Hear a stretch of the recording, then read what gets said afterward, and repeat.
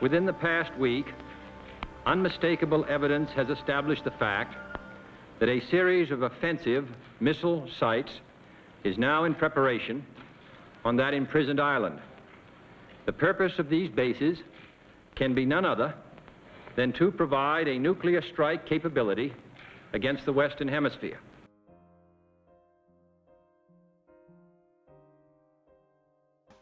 The Cuban Missile Crisis is the closest the world has ever come to nuclear war. To protect the country of Turkey, the United States put nuclear missiles there as part of NATO.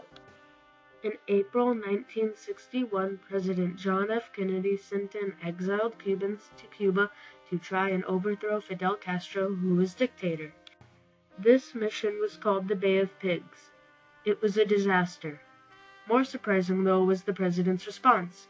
He took full responsibility for the Bay of Pigs. As a result, Castro agreed to let the Soviets put nuclear missiles and nuclear silos onto Cuba. This was the beginning of the Cuban Missile Crisis.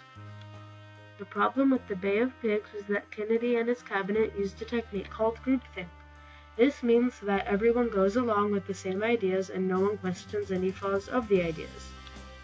During the Cuban Missile Crisis, though, Kennedy appointed his own brother, Bobby Kennedy, to be the devil's advocate. This made him sit back and think about what could happen. At first, Kennedy's cabinet wanted to do a full-on attack on Cuba.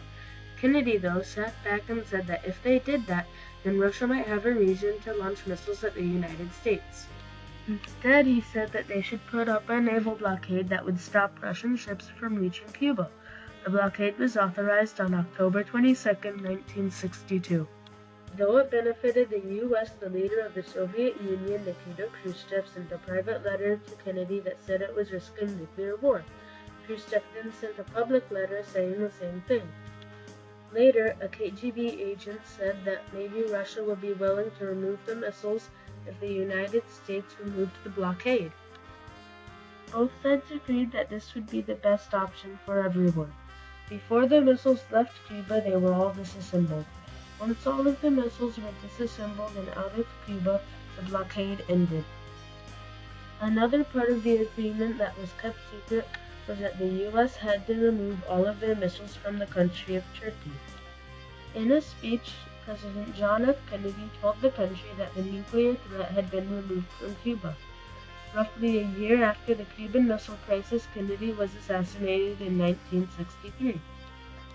The next year, Khrushchev lost power and was replaced by Leonid Brezhnev. If nuclear missiles had been launched during this time, the world would not be as we know it today.